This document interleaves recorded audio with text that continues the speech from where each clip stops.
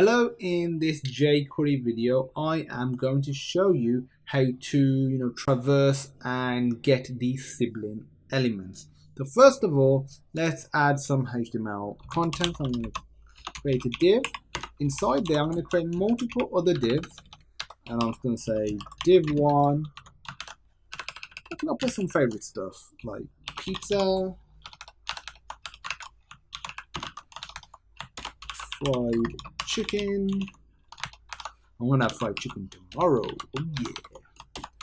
Mashed potatoes, fish fingers. I quite like cookie dough, so cookie dough. Okay, so if I save that, see what we get. There we go. So that's what we've got so far. So imagine if I have an ID here. So you can be any one of these, and I'm just gonna say this, call this mash. So if I want to select that element, if you are unsure about that, feel free to go and have a look at the selectors part of this series. Let's go hash mash. Sounds a bit funny. So hash mash. So we've selected it now. To get the siblings, you do dot siblings. So this has selected this element. And now this part is returning these and these sibling ones, not the children and not the parent elements. And now we can do whatever we want to it, as we normally would. So I'm just going to do dot add class. I'm going to say red. I've already got a class called red, which will just change the color. As you can see, they've all changed color to red now. Okay, if you want to filter it based on some sort of parameter, like you only change or you want to traverse the siblings that have a certain class or they are of a certain element, you can do that. So I'll show you the class example. So if I add a class to this called epic class, I'll add one to this as well.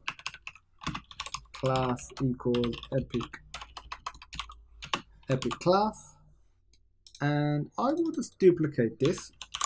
I'll comment this one out. So in siblings, this is where you put your filter. So you just put dot epic class. Actually, I like classes to have a lowercase camel case for the first letter.